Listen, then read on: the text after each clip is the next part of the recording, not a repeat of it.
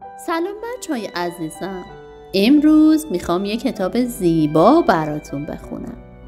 به نام فرانکلین میگوید دوستت دارم. نویسنده این کتاب زیبا پولت بورژوا، تصویرگر براندا کلارک و مترجم شهره هاشمی. به نام خدا. فرانکلین فکر میکنه که خیلی خوشبخته. اون فکر میکنه که بهترین ماهی طلایی رو داره. اون فکر میکنه که بهترین دوستان و بهترین سگ اسباب بازی رو داره. ولی بالاتر از اینها اون فکر میکنه که بهترین مادر دنیا رو داره. مادر فرانکلین فقط برای اون کیک خوشمزه میپزه. مادر فرانکلین حتی اگر کار داشته باشه با اون بازی میکنه. و مادر فرانکلین حتی اگر خسته هم باشه قبل از خواب 2 قصه برای فرانکلین میگه. به همین دلیل وقتی مادر بزرگ به فرانکلین گفت که تولد مادرش نزدیکه، اون تصمیم گرفت که یه هدیه خیلی خوب برای مادرش تهیه کنه. فرانکلین میخواست به مادرش نشون بده که چقدر اونو دوست داره. فرانکلین برای تولد مادرش هر سال چیزی درست میکنه. مادر عاشق گردنبندیه که فرانکلین با ماکارونی براش درست کرده بود. اون هنوز عکس فرانکلین رو با قاب عکس به دیوار زده. حتی کلاه هدیه تولدش رو برای خرید سر میکرد. امسال فرانکلین میخواست برای تولد مادرش یه هدیه خوب بخره. پس قلکش رو خالی کرد و به شهر رفت. فرانکلین به تمام فروشگاه‌ها سر زد. ولی همه چیز گرون بود. با تعجب به خودش گفت چطور بدون یه هدیه خوب میتونم به مادرم نشون بدم که چقدر دوستش دارم؟ فرانکلین برای کمک گرفتن از دیگران راه افتاد. از میان مزرعه و از روی یه پل گذشت و به خونه خرس رسید. فرانکلین از خرس پرسید چطور بدون یه هدیه خوب میتونم به مادرم نشون بدم که چقدر دوستش دارم؟ خرس گفت من همیشه صبونه مادرم رو آماده میکنم و توی تختش میبرم.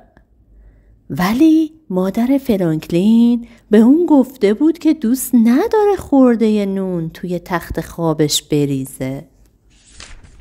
فرانکلین از میون مزرعه تمشک گذشت و به خونه حلزون رسید. فرانکلین از حلزون پرسید چطور بدون یه هدیه خوب میتونم به مادرم نشون بدم که چقدر دوستش دارم؟ حلزون گفت من همیشه برای مادرم گل میچینم. ولی فرانکلین همین دیروز یه دسته گل قاصدک به مادرش داده بود. فرانکلین از میان علفزار گذشت و به خونه سگ آبی رسید.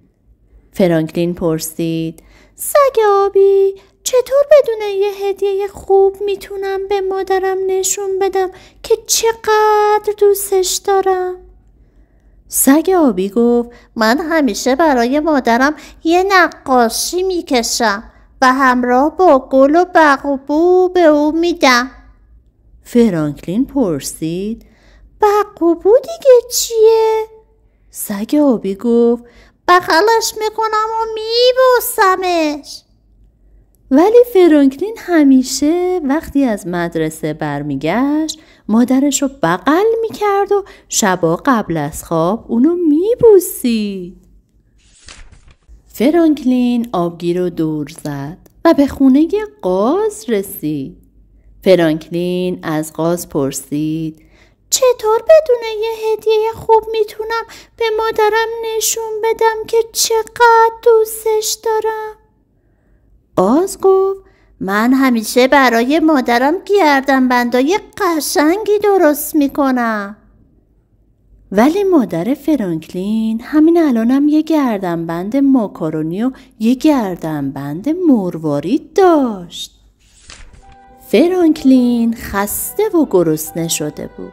به خونه رفت. فردا سال روز تولد مادرش بود و اون هنوز هدیه‌ای تهیه نکرده بود. فرانکلین از پدرش پرسید چطور بدون یه هدیه خوب میتونم به مادرم نشون بدم که چقدر دوستش دارم؟ پدر جواب داد تو میتونی هر روز برای مادرت کارای خوب بکنی. راستی چرا میپرسی؟ فرانکلین گفت چون فردا روز تولد مادره.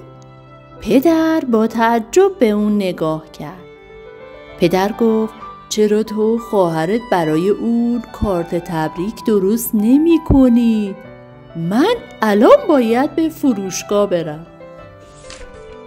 فرانکلین در درست کردن یک کارت تبریک به هریت کمک کرد. یعنی که همه کارها رو خودش کرد.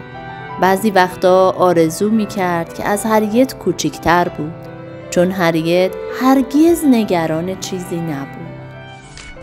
فردا صبح زود فرانکلین فکر خوبی در سر داشت. اون تصمیم گرفت تمام کارهایی رو که دوستاش گفته بودن انجام بده. برای مادرش یه گل سینه درست کنه، یه نقاشی بکشه، مادرش رو بغل کنه و ببوسه. از باغ براش گلای تازه بچینه و صبحونه‌ش رو با سینی توی تخت خوابش ببره. فرانکلین میخواست هدیه‌اش از سالهای پیش بهتر باشه. فرانکلین و هریت برای مادرشون آواز تولد مبارک رو خوندن. بعد مادر صبحونه رو در تخت خوابش خورد و خورده نونا رو جمع کرد. گل سینه رو به لباس خوابش زد. مادر گفت از کارت تبریک هریت، نقاشی فرانکلین و جعبه ابزاری که پدر براش خریده خیلی خوشش اومده. مادر فرانکلین گفت شما روز خوبی برام ساختی.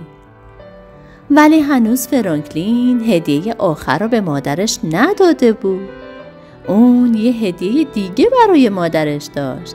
هدیه‌ای که مدت‌ها به اون فکر کرده بود. فرانکلین مادرش رو بغل کرد و بوسید و گفت مادر دوستت دارم. مادر فرانکلین گفت این 3 کلمه کوچیک از هر هدیه‌ای بهتره. پس از اون فرانکلین میدونست بهترین روش برای نشون دادن علاقه به مادرش رو پیدا کرده. دوستای گلم، امیدوارم که از این کتاب لذت برده باشین. اگر این کتاب رو دوست داشتین لایک کنین، کامنت بذارین و کانال من رو سابسکرایب کنین.